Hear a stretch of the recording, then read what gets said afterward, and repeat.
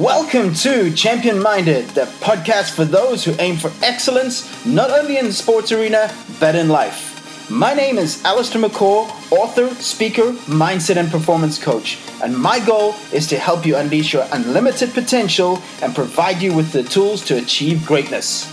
Are you ready to become champion minded? Then let's do this. Hey everyone, welcome to the Champion Minded podcast, or welcome back to it. I'm Allistair.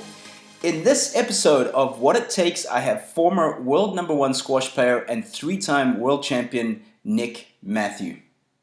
Now, I've followed Nick's career for a good part of 15, 20 years, and I know that he had achieved a lot, but when I Googled him and I looked at his results, it is incredible what Nick has achieved in his career. I mean, three-time British Open champion, three-time World Open champion. He's won team competitions, he's won Commonwealth golds, and the list goes on and on. I mean, this guy has achieved it all in the game of squash. He was born on the 25th of July, 1980 in Sheffield, where he still resides today. He's married to Ismay, who's a sports psychologist and has done some work with the British cycling team, and also have a baby daughter, Charlotte. Nick retired in 2018. He now runs a squash academy in Sheffield. And the goal of the academy is to nurture the next generation of English squash players and create a pathway to help children go from beginners to elite players. Now, in this chat with Nick, we did cover quite a lot of things, such as where it all began for him, what some of his influences were growing up, how it was transitioning from being a former professional player into coaching. Also, I asked him what qualities he sees in young junior players, as in how does he know when a player is going to be good, for example. We speak about how he best handled pressure, how he worked on his mindset, what he misses most about the tour, what he doesn't miss about the tour. Does he see anybody dominating the game in the near future, in the men's game or the women's game? Also, how he stayed motivated, obviously after reaching world number one, British Open champion, World Open champion, how he still stayed motivated to keep playing even though he'd achieved those goals. I also asked him if he could just change one rule in squash, what would that be? And also he shares some advice for young players. As always on the What It Takes episodes, I have some fun questions at the end, and I know you guys are going to enjoy this one. So without further ado, here is Nick Matthew. Welcome to the Champion Minded podcast, Nick. Thanks for having me. Looking forward to it. Awesome. First off, how have you been keeping during this incredibly interesting and challenging time? Yeah, I've not heard anyone refer to it as being interesting before. Challenging, definitely. It's like when you see someone's new haircut, you're like, yeah, it's interesting. That's one way of putting it. Yeah, that's true. It's a polite way of putting it. It's been, best thing about it has been more time with the kids. 100%. Usually busy traveling, even in retirement, still here, there, and everywhere. Even when I'm just up the road, I feel like you can't leave the squash club just when you're leaving to get home. Someone then catches you last minute, and you have to spend half an hour longer in the club than what you planned, and you miss tea time or whatever. So having that extra time with the kids has been the best thing, and then just trying to stay active, stay healthy, stay sane. Yeah, and everything else is kind of uncertain still, isn't it, at the moment? Yeah, I mean, we're pretty much, I think, about 12 weeks into it now, and I can see some people just like, they've just had enough. They're like losing patience. I was in the supermarket yesterday, and already some people aren't wearing masks. I mean, I don't know how the situation is there in the UK, but they've become a little bit more relaxed here with it, which worries me a bit, because I've seen the numbers have gone up in the last 2 weeks here in Florida. Yeah, 100% same thing. I think everyone was on it, and then it got to a point where people kind of tapped out in terms of following it to the letters of the law. And if they said you can hang out with 6 people in the UK now, but at 2 meters distance, they hang out with 8 people and they're a meter away. Everyone always just takes it that next level. And I guess it's kind of got to the point now, obviously everyone's determined to do their bit, but because it's so uncertain and a lot of the messages have been mixed because no one has the solutions, unfortunately, I think people are pretty much ready, aren't they, now, just to try to get back to some form of normality. But that might mean it's longer. If we jump back into it too soon, it might take us longer to get back to sense of normal. Yeah, that's the concern. Obviously, I mean, we are on the 12th of June. I actually had to look at my watch because we've lost track of days, time. Groundhog Day. Yeah. Obviously, especially there in the UK, we know that football is a religion. So once they start, which is I think next week on the 17th or the 17th of June, I think it is, then everything else starts to follow suit. But what's the situation with squash there at the moment? Are you able to play? Or are the squash courts open? Yeah, so squash courts aren't open yet. We had tennis go back a couple of weeks ago, just outside for now, and squash not yet open. We're hoping for some more news in the next couple of weeks about how we can get back in. Obviously, with it being indoors and you very much occupy the same space as your opponent, sweating and breathing all over each other potentially. So, I think certainly in other countries that I've spoken to who are back playing, it's been very much a case of phase by phase. So you start off keeping a bit of distance, or only the coach might stay in the back, or vice versa, and you be sensible and you don't progress to kind of open play until a later phase. And I think that's sensible. Everyone's probably desperate to get back to doing the sport they love. I know football, going back, they might have the finance to do the regular testing that a normal setup in a club, in a kind of a squash club or a tennis club, might not be able to do. So they've kind of jumped back in a bit quicker than some of the other sports, for example. Yeah, awesome. Now, Nick, let's go back to where it all began for you, where you were brought up, and obviously how you were introduced to the game of squash.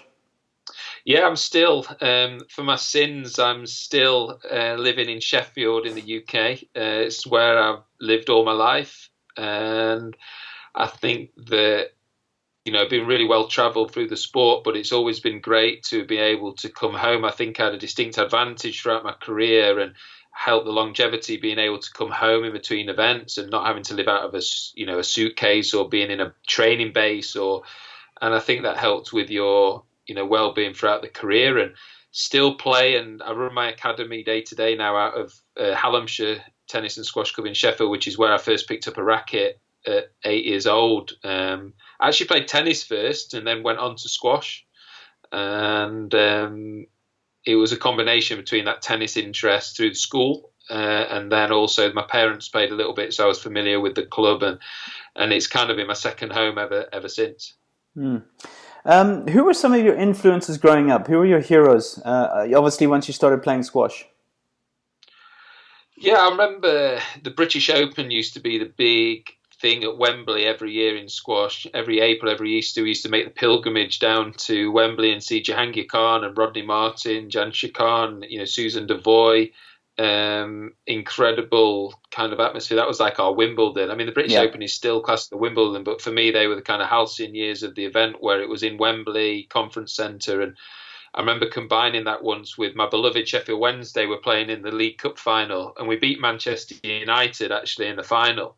And Beautiful. That was like the perfect sporting weekend for me ever. British Open, squash. Well, obviously, this is going to be an audio and not video, but we're on video right now as we're speaking, and you can see obviously the team I support. So anybody that beats Man U is a friend. Yeah. But you got your Liverpool shirt there behind you. I see that. I've just lost a few followers on that one. So anyway. Yeah, well, probably most of your followers probably haven't heard of Sheffield Wednesday.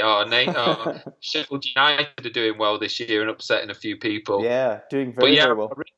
I realised kind of about through that British Open, I realised that, oh wow, actually you can make a career out of squash. You can play on these stages. Wow, that looks amazing.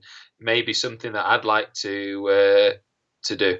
So would you say that was the spark for you? That was the inspiration of when, you were 100%. taken there, you saw that and you thought, that's okay, this is my vision. This is where I want to be one day.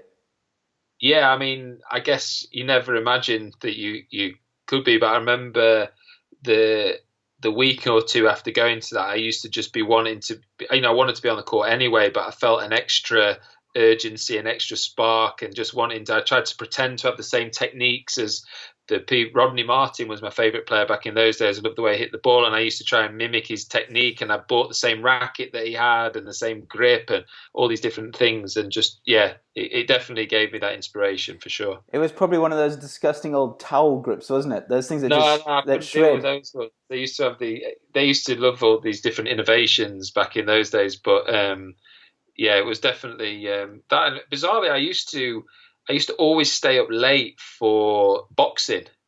I used to love the kind of Lennox Lewis, Frank Bruno, because it was always in the middle of the night because it was over in the States and with a time difference. And Yeah. I don't know, there was something about that gladiatorial stage, those one-on-ones. And, I always loved that from a young age at squash. That's why I preferred squash to tennis, because I loved even though they're both one-on-one, squash felt more one-on-one, if Yeah. that makes sense. You're literally in the, In the you're cauldron. trying, you're in the cauldron there with your opponent, and you're both trying to better each other face to face, and I love that. So definitely, you were obviously into more individual sports as a kid. Did you play any team sports? I did. I played football, and I played cricket. I loved my cricket. I was captain of the school team mainly because I was the only one who could figure out the field placings and how many overs. If someone else did it, they'd always mix up how many overs the bowlers had left, and they'd end up with one of our worst bowlers doing the last over or something. So I was always trusted with. I had quite an analytical brain, I think, and which even in the early years, and I kind of knew my history, so I'd studied up on the different things, and I'd like to think it was that anyway. My dad was the teacher, so maybe I was the captain because my dad was the teacher. It could have been that. Would you say that obviously playing other sports, like cricket, football, helped your squash in some way? Um, I think so. I definitely am a believer that if you know about that, Federer supported that argument, didn't he, about playing lots of sports when you're young? Played There's a squash as term, well, actually. played squash, yeah. There's a terminology for it, isn't there, to be in playing more sports? I'm trying. It escapes me right now, but Multi-sports, yeah. yeah, the multi sports, and I think it definitely helps you become rounded. You will, without realizing it directly. I'm sure I learned a lot from playing team sports and learning how to problem solve in all these different sports. If you specialize young, it's obviously been proven to work as well. But I think it definitely helps you become more rounded individual by getting a mix. I mean, at what age would you say someone would need to specialize? Now, obviously, I get this question quite a lot because I consult to parents and so on and so forth. And, I always say, look, before they're going to specialize, I mean, I have my thoughts. I'm going to hear yours first before I give you mine. But obviously, they have to be very, very good before you're going to, specialize or take them out of school, which I don't know how it is in the UK, but here in the United States, they're pulling kids out of school at 11, 12. And you, and That you, seems young to me. Yeah. and you see them at the local courts. I mean, I'm here in Florida, which is obviously the hotbed for tennis and golf. And Yeah. you'll see a parent with, a 12-year-old kid during school time. So obviously they're not in school, feeding balls, at the local courts, for Yeah. example. So what would your Yeah. opinion be in terms of specialization? Personally, I think, I'm sure that you have to come down to the individual as well, because, I'm sure there's certain things that could maybe dovetail as well, where you could kind of have something that you did a little bit more as a hobby on the side, or that complemented each other physically. I know in one of the schools that I work with that squash season is relatively confined to the winter, and we try to then dovetail with their kind of fall activity that might be some cross country to get some aerobic work in them or something like that. But generally speaking, I would say maybe between 14 and 16, maybe Yeah, for me. I'm with that as well. Yeah, obviously, for me it's 14. Yeah. Because I think maybe 15, 16 can be a little bit late. Maybe Yeah, in some. yeah, I hear that. Yeah. Yeah. Obviously, there's sports like gymnastics and figure skating and these things where you have to be specializing already at Younger. 10 Yeah, because yeah. because your Olympians are 15, 16. These girls, so obviously you're not going to specialize at that age, but.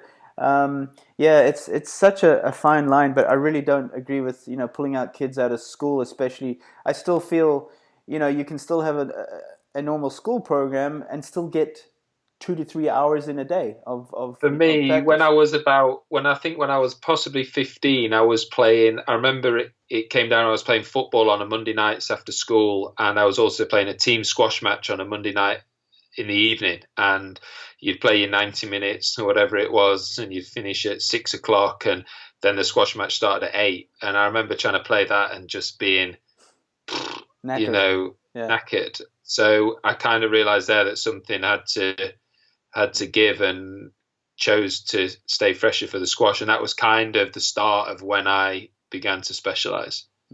I just briefly want to go back to what we were talking about. Obviously you went down to Wembley to watch obviously great players like Susan Devoy and Young Khan and so on and so forth, Rodney Martin. Was that when the vision started for you in terms of, that's where I want to be? Did you already start to set goals for yourself? I want to be number one in the world. I want to win the World Open. No, it didn't start there? No, it didn't start then. I think, that was just planting the seeds that this is an idea that I could do. And then it was not until later that, I just wanted to try to be the best I could be and maybe think you could be a top 10. I don't think in my wildest dreams don't remember ever having the goal, right, I want to be one, I want to be the best player in the world, so and so forth. I think that definitely came much later. Okay.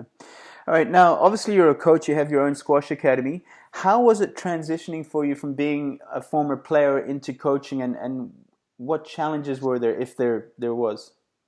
Many. I still every day. It's been a massive learning journey, and I'm definitely a big believer. You see it a lot in football. A lot of the top coaches over recent years, your Arsene Wenger's, your Jose Mourinho's, haven't necessarily been top players, and it's not always easy if you've been a top player in the sport to then translate into coaching because you did things a certain way. That's not going to work with everyone. And, I once read Jonah Barrington said a famous thing which I tried to follow, which is you have to build a relationship and get to know what makes somebody tick. And then that's when you can start coaching them. And I think that's so true. What made you tick? What made you tick, Nick? Good question. Might have to maybe ask my coach on that one. I think definitely honesty, sometimes brutal. I responded quite well to honesty. I didn't need anyone to sugarcoat anything for me. If something wasn't good enough, I might have sulked about it in the short term, but then I came back the next day with a better attitude, and I was always responded to honesty, really, both personally looking in the mirror and being able to come back at home and sit on the sofa and said, yeah, I did good training day today. I always felt guilty if I didn't. So honesty was probably the biggest one. But yeah, from a player, I keep having to remind myself that it's about the same journey that you would go on as a player. When you're coaching someone, you're taking them on that same journey. I think perhaps when I first started coaching, I was guilty of wanting to have that immediate impact, that kind of honeymoon success and have an immediate impact and really kind of energize and actually trying to make all the difference in like one session. And I realized that that's impossible. You have to pace yourself. You have to be enthusiastic every session, but you have to have a pathway and a journey, and you make those small marginal gains over time, just in the same way that you would do when you were in the opposite role. Yeah, I think that's what's very important. Obviously, I mean, to have someone like yourself in your corner and being a coach, but I always explain to players that no coach can do it for you. They can give you great advice, they can provide the tools, they can be a former number one in the world, for example, but at the end of the day, you still have to do all the work. You still have to be the one that decides to get up earlier. You're the one that decides it has to stay longer. No one can do it for you. Yeah, 100%. And that's sometimes the challenge, say, to a parent to understand as well. Because they think that you have a magic wand. It's just when you're going to be in the same room as Nick Matthew, you're going to be in the same room as a David Palmer, it's just going to happen. No, it doesn't work like that. Or a Nick Bollettieri, it just doesn't happen. Sure, and I think that was possibly the biggest lesson that I've learned straight away is I wanted to go in and with good intentions, I wanted to go in and have that immediate impact. And let's say, there's using an example as a player called Greg Lobban, a Scottish player I've been working with for 18 months now. And Greg came to me ranked, I think 29, the career high 29 in the world. And I thought, right, we'll get him top 20 within first few months and then progress from there. And he's literally right now he's sitting at 21 in the world.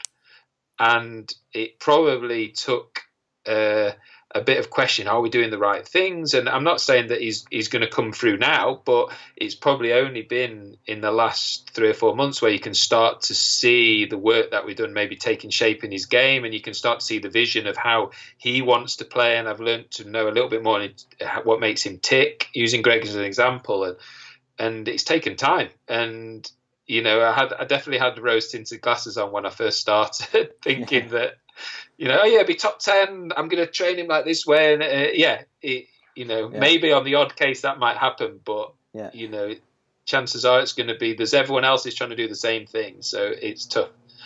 Obviously in tennis, we in the last 10 years we had all of a sudden an emergence of former great players now being advisors or consultants to players. So we had Stefan Edberg, who could play a good game of squash, I heard. I was going to say I've played him a couple of times at squash. He's very good he volleys everything.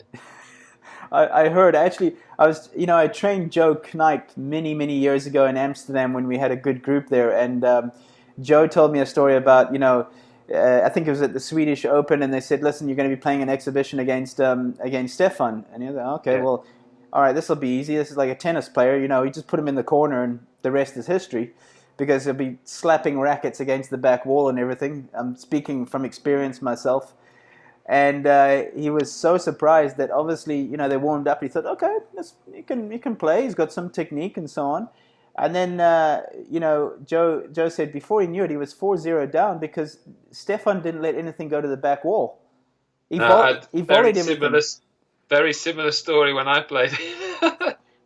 It took everything so early, so it was so like early. Playing someone so unorthodox, And then of course in the back of your mind you're thinking, I can't lose to a tennis player. This will be the biggest. This will be the biggest. And the crowd scandal. are kind of going crazy every time he wins a point, and you suddenly start feeling a bit of pressure there. Yeah, I shouldn't have taken on this, shouldn't I? Yeah. No, excellent. Nick, what qualities do you see in young junior players where you know that they're probably going to be very good later? So what do you see? What traits are there? What commonalities are there? What clues? I'm sure, I follow a lot of your stuff on Twitter, and a lot of the stuff that you talk about from, that in the mind, for me, it's, different kids. Sometimes they might have a physical characteristic and you just go, wow, but that's nothing without having that dedication and the kind of day, all those little things like asking questions or being interested in the kind of little details, or thinking about something from a different way, or turning up to training 15 minutes early, or you're stretching at the end of it. They're the little things that I spot and go, oh, this kid's got half a chance if we can keep him interested in the sport, or we can, because there's a lot of rightly so, there's a lot of competition out there for kids' attention. Whenever I see someone like that, I always think they've got half a chance. Not just in squash, by the way, it might be in becoming a top politician or a top in whatever field they go into, but they've always got a chance, because I think it comes down to their mindset as much as hitting a good forehand, Yeah. Like you just said there, it's about developing, the right habits, the right routines, things that can set you up for later, like, with self-discipline. Obviously, sports provide you with a lot of self-discipline, but you just spoke about mindset there, and obviously you were one of the most mental tough players on the circuit. I remember watching you once or twice in Manchester. I remember watching, talking about details, I watched one of your warm-ups, and I was always very interested in watching things around the match, so what's he doing 2 hours before? Is he listening to music? Is he getting something to eat? Is he rest? What is he doing? And what's he doing an hour before? And what does his warm up look like? And I observed you. I think it was maybe 2013, 14, and it was the British or the Nationals in Manchester. Okay. And I was like, okay, this is why this guy is, who he is, and it's not just he's a great. No, it's not that you're just a great player on the court, but all the little things that go on around it that people don't see. Your warm up was very thorough. It was long. It was, you're sweating, and I'm so sure some players do that, but it was just details. You just had a lot of details, and I was like, okay, that's champion minded. But was there anything that you worked on your mindset? Did you have a psychologist, or did you read a lot? How were you able to develop a tough mental I think probably three things. I think one, I had something in. I was always like that. I always wanted to know. You mentioned at the start, before we started, about a quiz, and I wanted to know all the answers. If I got something wrong, I wanted to study up. I wanted to know. I was inquisitive, so I was always wanting to. I was kind of quirky and stubborn, and if I did something, I wanted to do it properly, and I was always like that. But a lot of that also stemmed from my dad. My dad said he'd take me around the country doing squash tournaments, whatever I wanted to do, as long as I gave 110% and did it to the best of my ability.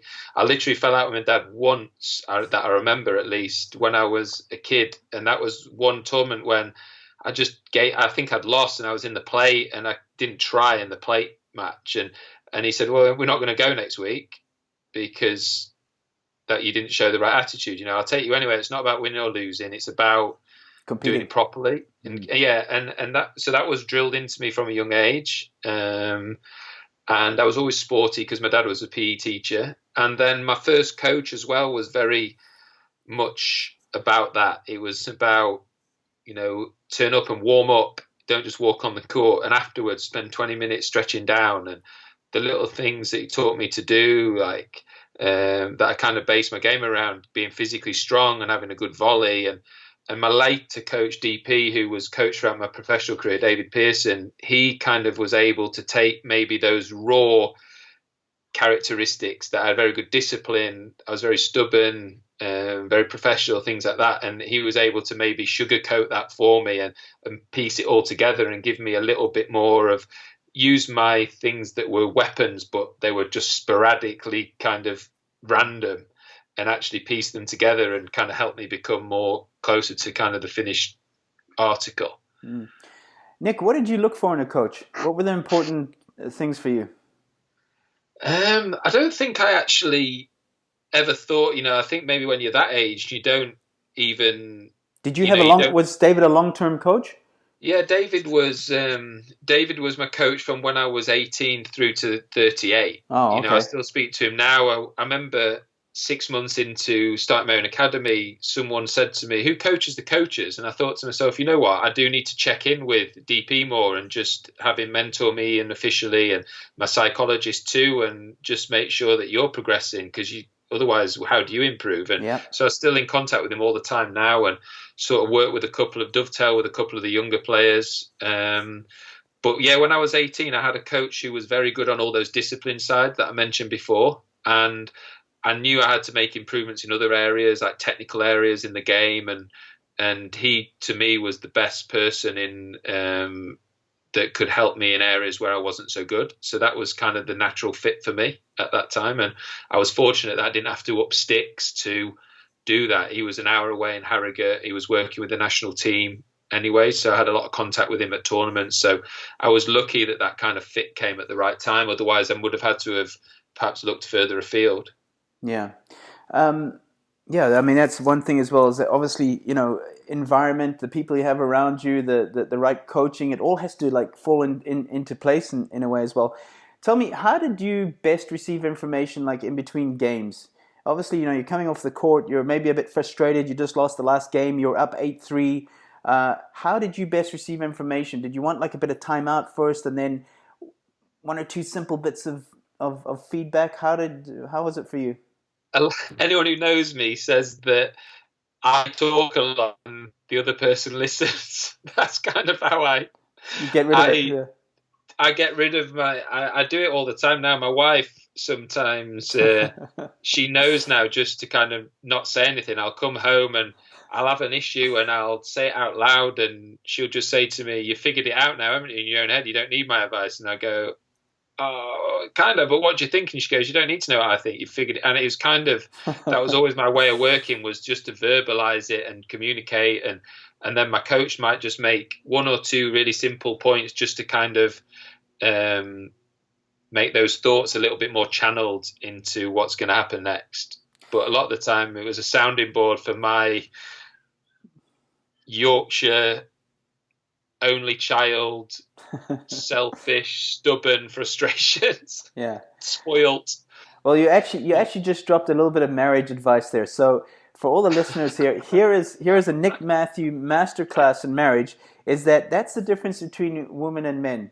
Is that men will come home, they'll what Nick did there just now, and usually the wife will go, well, you figured it out. I don't have to answer. They don't give they just let and if a woman does that, we're trying to give every solution in the book to them. We're trying to fix everything, where we actually should just be good listeners. That's it. That's exactly that. We're not good listeners. We want to fix it. Yeah. And I should maybe adhere to that advice myself when I'm going in between games in the future as well. Would you say you were a perfectionist? Yes and no. I know that things like I wouldn't finish a drill on the court until I hit a good shot. There's no way that I'd move on to the next drill if I hit a mistake or hit the tin or hit a bad shot. I have to finish anything on something good. But then at the same time, I understand that sport, and certainly squash, is a game of imperfections. I remember Peter Nichols saying to me once that he remembers 5 perfect games in his whole career, and he must have played 3,000 games. And I remember that certain things that people say to you kind of resonate, and I would say that's about right. So I knew I was a perfectionist to a point, but then I think I was okay at being able to say, all right, well, tomorrow I'll try again. I'm not going to do everything today. Yeah, that's a very good point, because that's what I try and explain to athletes as well, is that, if you can't accept playing average, like you just said, it's a non-negotiable. You have to give 100%, but you can't expect to play your best every time. How are you going to get through your average days? How are you going to get through the days you're struggling mentally, physically, whatever it may be? And I remember asking Richard Krajicek, the former Wimbledon champion in 1996, maybe that was a trivia question that I got wrong, was how many perfect matches did you play in your career? And he paused and he thought about it. Yeah, he thought, and he said probably 3. And I said, 3? Yeah. In your whole career. Yeah. Now, this is a guy that was, number 3 in the world, I think number 4 in the world, won Wimbledon. And it was just astonishing to say, that this guy had only played for himself 3 perfect matches where it was like, I wish I could play like that every time. And I feel, his serve was pretty good. Yeah, that helped, right? Now everybody's serve is like that. Everybody's serving, 200 plus kilometers per hour. But it was just fascinating that I think that, talking about mindset, I think that's where most athletes, especially junior athletes, can't keep it together, because they're always comparing their performance today to their best ever performance. And it frustrates them that they can't play their best all the time. And then obviously it becomes a mental struggle, and they're frustrated, I think like the seeds of that are planted in what you do day in, day out. The tournaments are obviously the flowers at the end of, and you've planted those seeds long ago. And I think my psychologist said to me once, before each session, whether it's going to be a performance session where you want to try to play your absolute best and you'll be disappointed if you don't, or a development day when you're prepared. You still give 100%, but you're prepared not to play your best, and you're prepared to work at something that needs work on and stick at it, and you're not worried about the winning or the losing. Or Nick, what did you love most about being on the tour? Ooh, tough question. Certainly the one thing I don't miss is the kind of travel. And I still spend a fair amount of time in the airports, but the best thing about lockdown has been no travel. Favorite part, I think you can't ever replicate that feeling of when you're in battle, when you're locked in battle and the adrenaline takes over. And I've been reading a book recently about a Navy SEAL when they kind of going into it, and it's obviously not life or death playing professional sport, but at that moment in time, you've got no other care in the world. You're locked in that moment, and that when you get into that mindset where you've got the tunnel vision kind of thing an hour before the match and the build up to it, and you're not worried about whether you got a bill to pay or what the weather's like, or what you're going to do for tea, or what you're not worried about all of these things in the world, and you're just focused on winning or losing a a squash match, and it's very, very trivial when I hear myself say it, and it sounds so trivial, but at that moment in time, you're just at peace with everything, and you've got a purpose, and you're just trying to be, you know that you're good by that point at what you do, and you're just going to go out there and try and go on that stage and go and do it. So I don't think anything probably replicates that. You just mentioned there going into the zone. Was there a particular time when you would do that? Was it an hour before? Was it, or were you already in the zone the moment you woke up? You were in No, I that don't mode. think personally. I don't think that you get into the zone like you don't instantly relax. When you get home from work, you don't click your fingers and instantly get relaxed. Your mind's going a little bit, and it takes maybe an hour or so to come into that relaxation. I think getting up to that point of playing in the zone takes a bit of time as well. So I used to kind of wake up from the afternoon nap and have a little snack, and the moment I put my bag, I used to have a queue. So the moment I put my racket bag on the bed in my hotel room, that varied as well, because sometimes you had a bit of travel to do to the venue, other times the venue was right next door. So the time that you put the bag on the bed did vary. But when that was the cue for me when I was starting to get into match mode, and I'd pack the kit and I'd go in the shower and I'd put some music on and so on and so forth. And that's when I would start to, tune other things out and start to tune in for the match. And then I felt it was like a gradual build then. And then maybe 40 minutes before, I'd get my music on, and that's when I'd start to really accelerate that feeling. Share one or two things that were on your playlist before a match. I always mixed it up, I always felt that you'd have a song that was quite current, that had a good beat to it, that you associated with feeling good and playing well. But then if you listen to that for, let's say, 5-6 tournaments on the playlist, then it would lose its effect. You weren't buzzing. So I would always try to keep the playlist rotating and keep it fresh over a number of years. But basically stuff that I wouldn't admit to liking or listening to, that I would listen to in my playlist. Anything that had a good beat. I wouldn't listen to it if I was at home. I wouldn't listen to it if I was in the car. But stuff that had a real, almost sometimes just a cheesy beat to it even, I just enjoyed it. Just got my feet moving. It got my mind going, and I was happy with that. Sometimes even stuff embarrassing, like I will admit to, it's even like a Little Mix song. I was like, whatever, I like the beat of this song. I won't listen to that at home, but it had a good beat that resonated with me, and I'd have that on my pre-match playlist. Okay, you have to admit it. Was Justin Bieber ever on your playlist, Nick? He was, absolutely. I told you it was cheesy. I actually enjoy some of his stuff. I must admit myself. So there you go. There you go. I think there's more people that do enjoy music that they won't admit to it. You know what I mean? But it's on their playlist. I think it's a different category. A warm-up playlist is almost a category on itself. Yeah. Obviously, I asked you what you enjoyed most about being on the tour. So what question's coming next is, what didn't you enjoy about being on the tour? Yeah, probably the travel.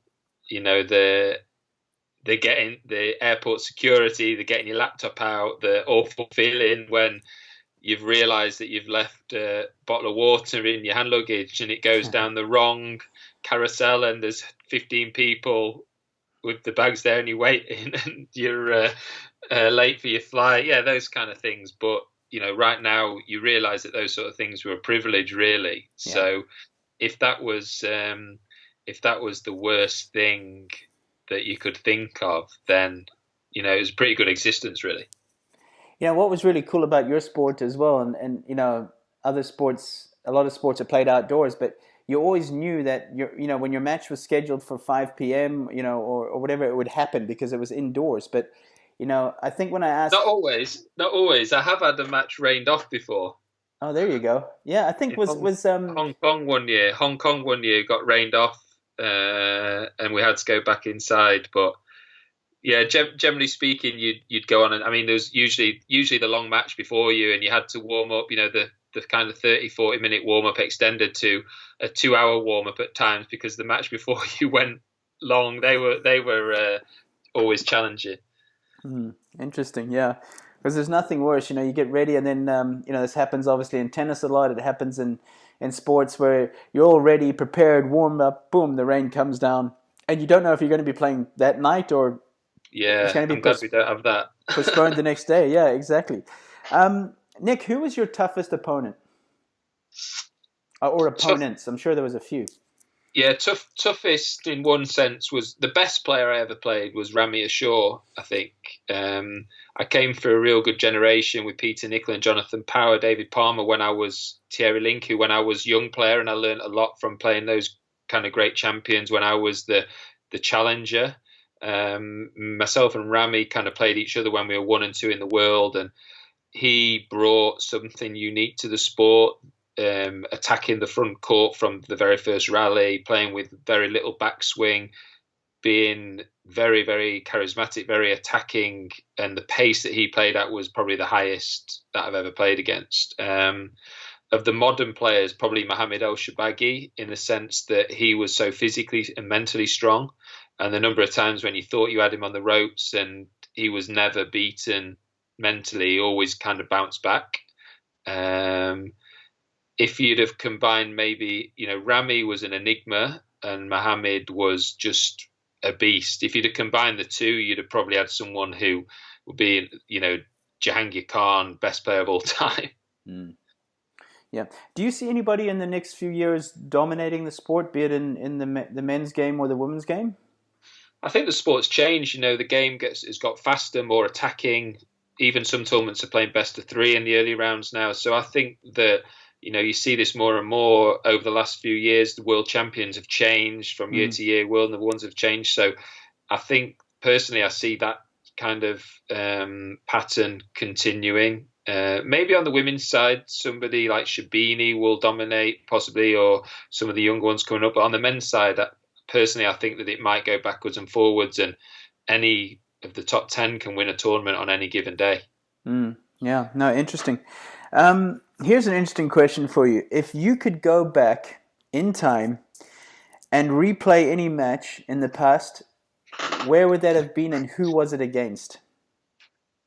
Yeah, there's one match where I would, and it was the Commonwealth Games in 2018, Gold Coast. I was going for the hat trick. I was going for the 3 in a row, the singles, having won in Delhi and in Glasgow. And I was top seed, and quarter final came up against Nafizwan, Adnan Malaysian players. He was probably 30 or 40 in the world, and I was top seed. And he was unexpectedly in this quarterfinals, and he played tactically a very, very good match. And I just felt I was nervous. I felt the pressure. I don't know whether I'd put too much on the fact that it was my last Commonwealth Games and I wanted to go out on a high. And the next day I would have played James Willstrop, who was my arch rival over a number of years. And James had a battle with Cameron Pilley, the Aussie, the day before. And James actually was ice bathing, which it's not scientifically a good thing to do, I'm sure, but he was ice bathing like an hour before the match. Are you serious? Yeah, and there's absolutely no way with James in that physical dire straits that I would have lost to James the next day, because I would have been able to have got him into a physical situation. If he was doing that before the match, in my mind, there was no way that he would have been able to recover. But against Nafizwan, he had enough nous in his squash to beat him. And I remember sitting watching that match, just kind of head in my hands, just thinking, you've blown it here. And I was always quite good at saying, look, things happen for a reason. You'll be stronger next time, so and so, so forth. It's not going to be plain sailing. But maybe the stage of the career was in my last season, and I'd maybe built too much up on the kind of glorious finish, to the career, and that was possibly a mistake. And I'd correct that if I could. Actually, I was just thinking there as well. I actually did see you in Glasgow. I remember as I was up in Glasgow, because I used to go to Manchester every month for 2 years, and I would do a week's work here, and that's why obviously I was able to catch the Nationals at Manchester. But I also got up to Glasgow to watch 1 or 2 games, and I think it was maybe your second round or I can't remember which one it was. So yeah, I got to see you there as well. Now, obviously, after you won the World Open, Commonwealth Gold, British Open, you reached number 1. You reached all these things, team championships, etc. What still motivated you to play? How were you able to keep motivated? Because you've reached all these milestones. You know. I think that was probably mid 30s was probably the hardest phase of my career. Actually, just injuries started to take toll a little bit at that point, where you felt like I'd had a couple of more serious ones when I was younger, but they kind of felt a bit more black and white. Where I had a shoulder, I tore a tendon in my shoulder, I had a labral tear, and I was out for a number of months. And it just felt like one of those things, and you'll come back stronger.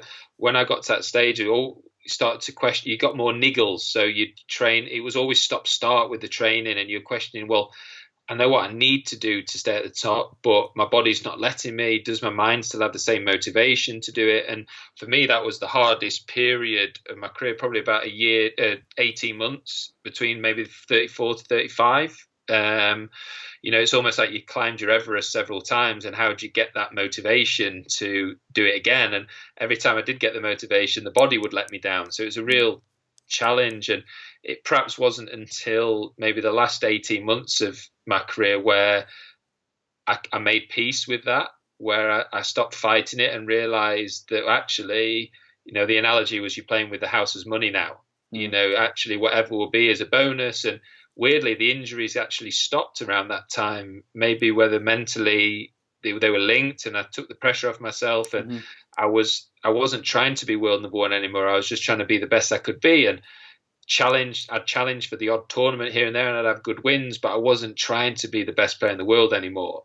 I'd kind of given up that ghost, and actually made, even that sounds defeatist, but it wasn't. It was kind of, I knew that I could be the best player in the world on my day, but I knew I couldn't be the best player in the world for 12 months straight, if that made sense. And actually, I gave myself a different kind of goal to aim at, and it gave me something that I could really meant I enjoyed the last, despite the Commonwealths and disappointment, for example. I really enjoyed the last 18 months of my career, even though maybe I didn't win a major title in that time. I thoroughly enjoyed it because it was just a different kind of challenge that I felt like it was a different kind of challenge that I felt like I'd overcome at that point, and I really appreciated what I had.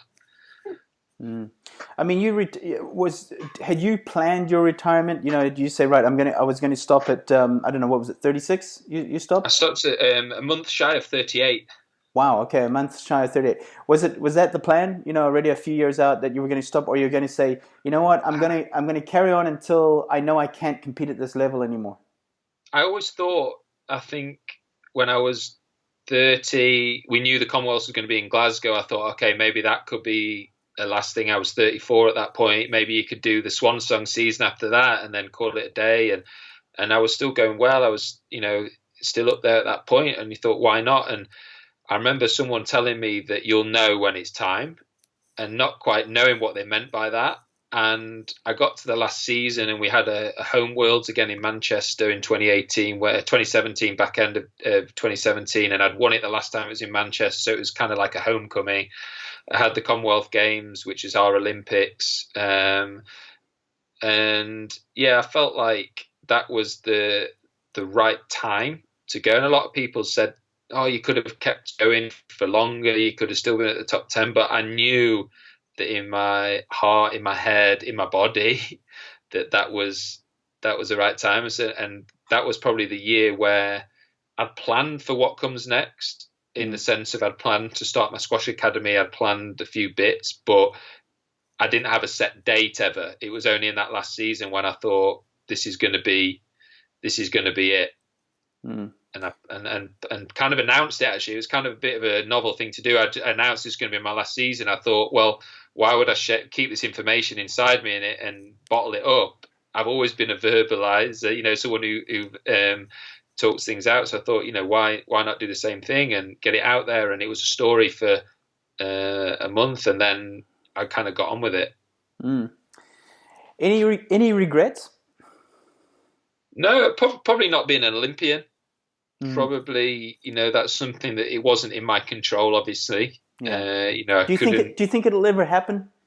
I mean, it's crazy that a sport like it's just crazy that a sport like squash is not an Olympic sport. I mean, I've obviously been involved in squash for, I don't know, 20 years, whatever it is, from not as a player, of course, But Yes. I just watch with amazement every time that voting would come around, and I'd just be like, oh, this is just There's a unreal. lot of politics. Yeah, You know, the athletes involved deserve it 100%. They're as dedicated and as great athletes as in any other sports that are there, and it ticks all the Olympic ideals, the original ones. So it does. I've nothing against other sports that come in. It does kind of break my heart a little bit when you hear stories about esports potentially getting in, because you're kind of saying, well, yeah, sure, it's a multi-million-dollar industry now, yeah, but what are we teaching the kids, the next generation, to sit on a sofa and twiddle their thumbs without being disrespectful? That's a skill in itself, but it's not an Olympic skill in my no, book. It's agreed. something for the X Games or what have you. And they're a great showcase in itself. The Olympics, to me, is where squash would be a natural fit. Yeah, like you just said, a lot of politics, and at the end of the day, it's a business as well, So Yeah, yeah, the esports, it's just incredible how that's taken off. You see some of these gamers where they have, some of them are, 17, 18-year-old kids. They have more than 1 million followers on Twitter, and it's crazy. they're playing video games. That's the attraction. It's unreal. Yeah, Um, Excellent. Obviously, want to be respectful of your time. I mean, this has been a fantastic that's conversation. fine. So, just a few more questions, Nick. If you could choose, or if you could change one rule in squash, what would it be? Oof. I'm not sure how you would do it, but I think probably just the lets and strokes rule, just trying to make that a little bit clearer for people who were not seeing the sport before. Because I think there's a lot of grey areas there, and it can sometimes ruin the spectacle of the sport. I'm going to counter that and say I think it's great for spectators because we love a good argument. We love a little It's bit of true. There we is love that. it. There is that. There Yeah, is that. we love a There bit of is that. But excitement. I'd love it to be. Yeah, I'd love it to be a little bit more. I think in my eyes it influences the outcomes of matches too often, and you'd love it to kind of be. But then, like you say, controversy. The VAR. You could say that's a good thing, bad thing for football. I don't know. I think that quite often I'd love to let the sport speak for itself Mm. a little bit more. Now, is there a replay TV system for referees in squash where they Yeah, can we do have that. We do you do have have that that? now. Yeah, Yeah, yeah. Okay. it definitely helps. Definitely helps. Yeah. Yeah. I almost compare that to basketball because that's also another sport where, fouls are like, really? That was a foul? Or, yeah, that was a foul. Where they have the same challenge as well. If you watch an NBA game, you'll see they'll spend a lot of time looking at video replays of, the player was driving up to the, to the box or whatever they call it, and it's a foul. It's like Mm. it's just not like clearly cut. You know what I mean? Yeah, it's tough. Yeah, it's tough. But I guess each sport has that. And it creates. We right now we're looking forward to having those talking points again in the pub where we can talk about live sport happening. Kind of at this point in time, just getting live sport back on will be a will be a great thing. Awesome. Nick, what advice would you give for young athletes out there, not just squash players, but, let's say kids that are, between, I don't know, 12, 14, 16. What would be the best advice you could give them? I think if you're going to do something, like I said before, if you're going to do it to the best of your ability, do something properly, but at the same time, see it as a journey. So all those little things like surrounding yourself with good people. It doesn't mean you have to outlay thousands and thousands of dollars on the best team, but you could go online and you can learn little bits and just become kind of a fountain of knowledge. I remember someone saying to me, excuse me, you can learn as much from the bloke sat at the bar with a pint than you can from a world-class coach sometimes. Not always, but every now and again. If you have to be humble, you have to be prepared to kind of take on advice, and you just have to be prepared to leave no stone unturned, really, if you want to be the best you can be. Mm. I love what you mentioned earlier on in our chat was about you were very curious as a That's a player. good one. Yeah, Yeah, just be curious and just be prepared to. I love my favourite saying is, "Don't go where the path may lead. Go where there is no path and blaze a trail." And look at how people have done it in the past, but also have your own way of doing things. You don't want to be, there's only one you. You're unique, and find your own way of figuring it out. Yeah, I love what you just said there about different paths or no paths. There was a mountain bike company. I can't remember who it was. Who made mountain bikes, and their motto was, or their slogan was, "No roads are good roads." So Yeah. it reminds me just of what you're saying there. So um, obviously you said you obviously got your squash academy now, which is based in Sheffield. I just heard your baby there in the background, so that's obviously a very busy job as well. What else keeps you busy these days? Are you still playing any exos, or are you still? Yeah, I do kind of an exhibition tour all over the world, really linked to Dunlop, a consultancy role that I have with them, and also a court building company in the US for any new kind of facilities. And I've got a few consultancy roles with the likes of England Squash and Berkshire School, for example, in the States. And yeah, whilst trying to help the players, young and more seasoned, should we say, more seasoned pros in my academy. Okay, so definitely keeping busy by the sounds of it. That's for sure. Keeping busy. There's no such thing as retirement, is there? No, there's I'll show you. It's on the thing, but someone got me that card when I retired. That's my to-do list. That's awesome. It says I'm the most unretired retired person. Yeah, exactly. Just had Mary Pierce, the two-time Grand Slam champion, on the podcast just before you this week as well, and she said, I was thinking that retirement is going to be great. I'm going to just be like chilling out, and she said, I'm actually traveling more than I used to. I'm doing more than I used to, and she says, I love it. Yeah, it's fun. It's good to stay. It's good to stay involved. It's good to stay relevant, I guess. Yes, yep. That's a key word there. To keep evolving, stay relevant. Keep building relationships. All these things which are so important, because now this is you've had 1/3 of your career. Now you've got the rest of your career. Obviously, if you live until 80, you've still got another 2/3 of your life. So it's all the skills you've built up over the time. So excellent. So I'm going to go into the next section now. It's a little bit of fun. Always love this one. But in no more than 2 words, describe the following players. And we're going to start first of all with David Palmer. Tough, marine. I know David will like that one. Youngshir Khan. Smooth, champion. James Willstrop. Drop shot. Jonathan Power. Canadian McEnroe. These are brilliant. Nicole David.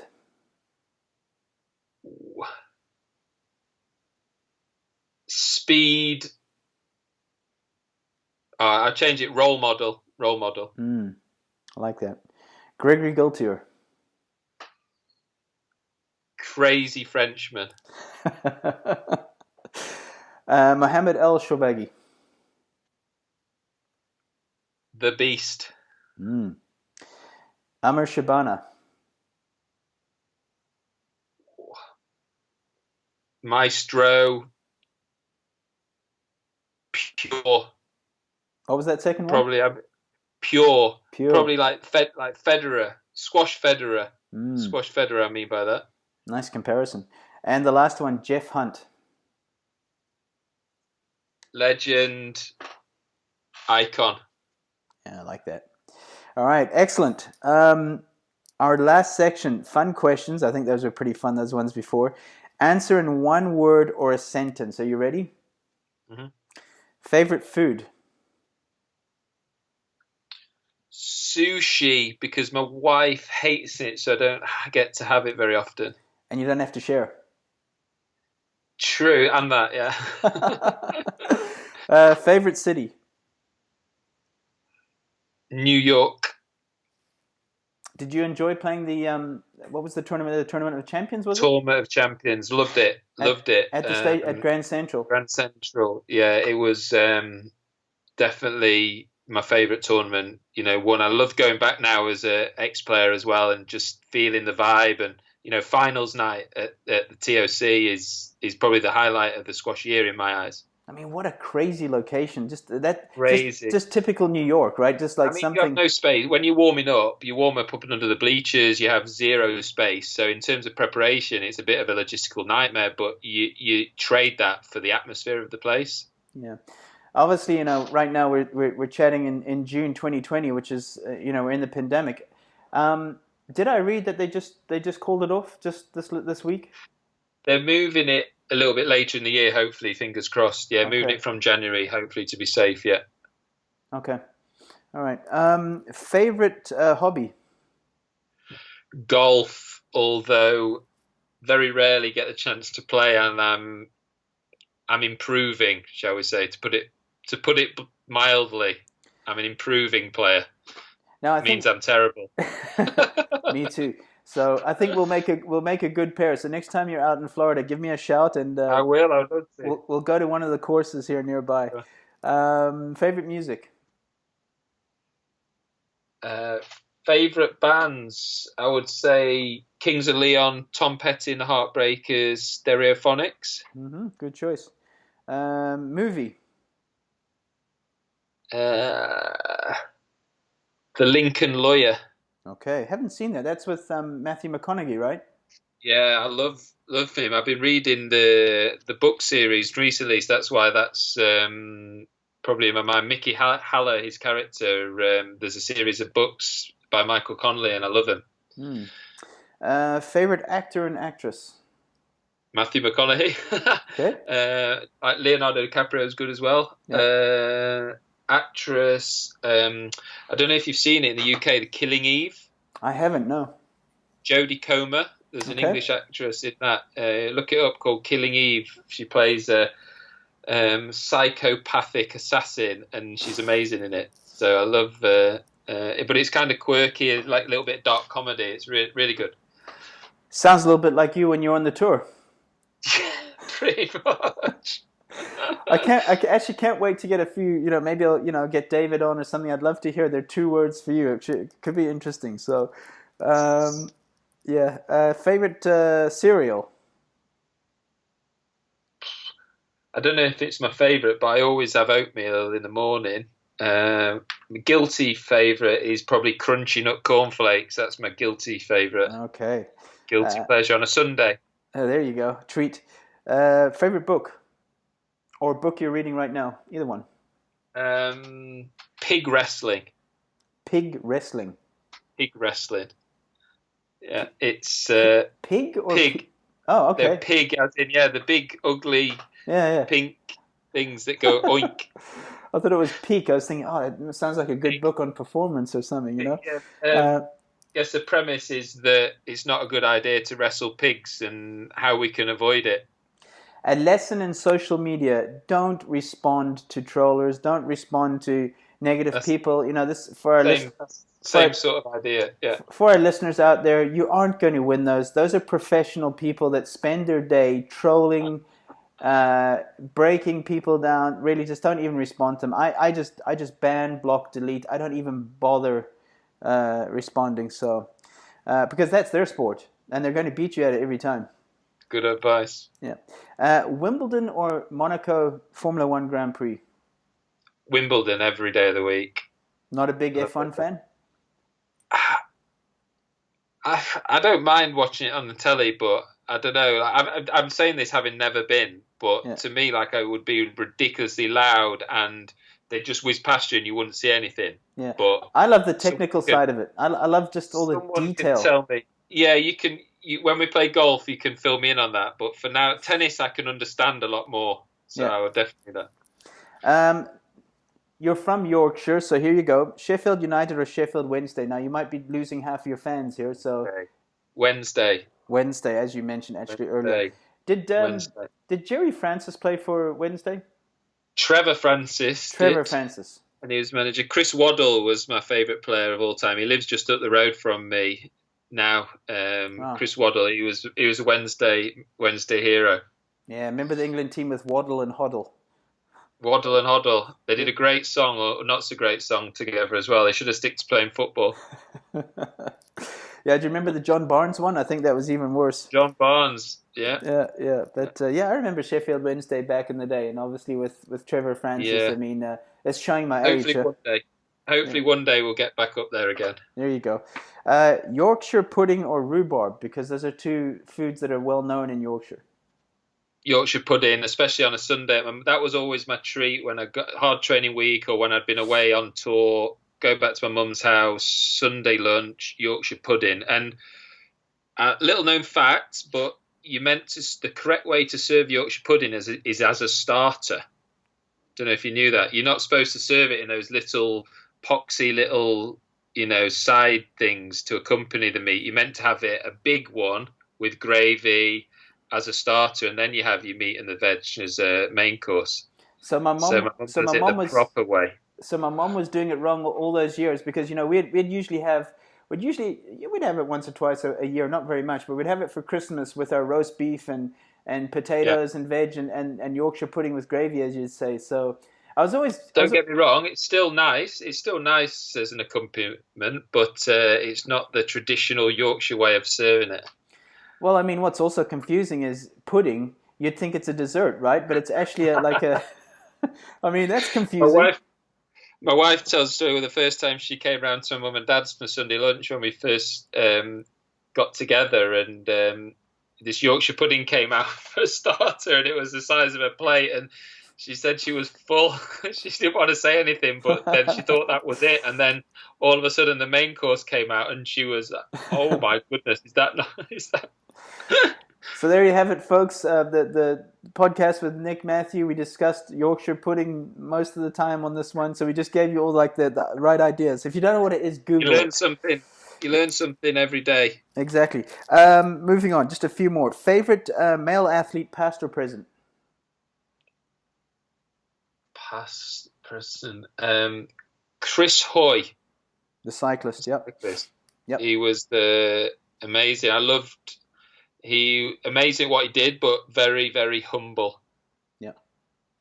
I was having dinner with Judy Murray, Andy Murray's mom, up in Andy's hotel up in the north of Scotland. I was just doing some consulting work in Scotland in February, just before the pandemic started, and at Andy's hotel, I think they have 12 or 18 rooms or whatever it may be, and one of the rooms was called Chris Hoy. They're all the rooms are named after former, I think, great Scottish athletes and people. Yeah, so interesting. He's good guy. Yeah, female athlete, past or present? Jessica Ennis-Hill. Excellent. I've got her book up on the bookshelf there, and that was definitely one of my favorite as well. So Paula Radcliffe as well. I mean, that 2:15 marathon, it was just ridiculous. Yeah, look, you came from a great generation of female role models as well in British sport, like Kelly Holmes and Victoria Pendleton. There was like Jessica is a Sheffield girl as well, like me. So I've got to say her. There you go. Yeah, great athlete. Sports team. Other than Sheffield Wednesday. Yeah, let's go with that. I will go, when I'm in the States, I like to follow the Patriots. I like New England Patriots. No more Tom Brady, huh? I know, a bit gutted about that. The dynasty. That's where the school is that I work with as well. So they're all Patriot fans up there. So that's one of the links. But yeah, I do enjoy the Patriots. Yeah, I really thought that Belichick and Brady would leave at the same time. You know what I mean? That type of like Batman and Robin, leaving the scene. But yeah, obviously Belichick is still there, fantastic coach. But it's going to be very interesting to see how they do without Brady, because obviously, I mean, what a legend. Now he's in Tampa. I see he's also brought one or two of his former players there, Edelman, and I think Gronk is making a comeback as well. So, Tampa have just inherited three of the best players, So, early bird or late night owl? Probably used to be a late night owl, especially on tournaments. When you play late, you tend to eat late, etc. But nowadays with young kids, enforced early bird. Mm-hmm. Lunch with any two people, dead or alive, who would they be? I would say Muhammad Ali and Jonah Barrington. Nickname? The Wolf. Your nickname was the Wolf? Yeah. I like that. If you could have been That wasn't self-styled, by the way. That was given to me. that was given to you, yeah. If you could have been a professional athlete in any other sport, what sport would that have been? I'd love to be a golf pro. I think it looks like those guys have got a nice career. They get to spend most of their year in Florida in the sun. Yeah, that golf for me. Yeah, I live just near West Palm Beach, and you've got all of them here. You know, Rory lives here, Tiger lives just a little bit north of me. They're within 20, 30 minutes. Sometimes you'll see, Luke Donald, who I had on the no, it wasn't Luke Donald. Yeah, Luke Donald was on the podcast as well. You know, he's 20. You'll see him at the Starbucks up the road. You know, so it's like golf mecca here.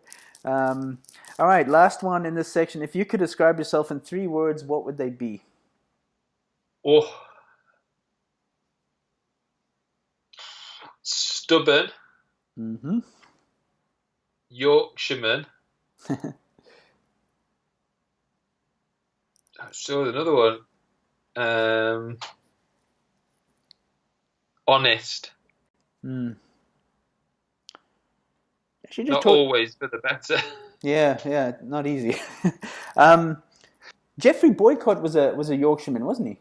He was, yeah. Yeah. He still is indeed. Yeah, I always loved his commentary. Yeah, he definitely told it as he saw it. Yeah. Nick, this has been awesome, man. This has really been a fun podcast from my side anyway. I hope you've enjoyed it. If there's any followers out there, listeners out there that want to, contact you or follow you on any social media platforms, what would they be? Yeah, I'm at Twitter, I'm at Nick Matthew. On Instagram, I'm at Nick Matthew Squash. And on YouTube, I'm /Nick Matthew Squash. So easy ones to remember, hopefully. Awesome. And then finally, last question. In your opinion, Nick, what does it take to be champion-minded? Probably coming back to what we said earlier, that honesty. And my dad always brought me up talking about the 3 Ds, and they were discipline, determination, and dedication. So you wouldn't to me, go too far wrong with those. Absolutely, well said. Super, Nick. Thanks so much for taking the time. Like I said, this has been a most enjoyable chat, and wish you the best of success, obviously, with the academy once things get back running as well. And like I said, if you're in Florida, give me a shout. We're going to have a round of golf, and I'll fill you in with the Formula One stuff. Likewise, if you come to Manchester as well, we'll go on a rainy one. Awesome. Thanks, Nick. Thanks, Allistair. Take care, mate. So there you have it, guys. I hope you enjoyed that one with Nick Matthew. As always, remember that this podcast is available on YouTube and on iTunes. Connect with me on social media on Twitter at Allistair McCaw, on Facebook, Allistair McCaw page, and on Instagram, Be Champion Minded. All books available on Amazon. So remember, you were made for greatness. Now go do the work. Stay champion minded.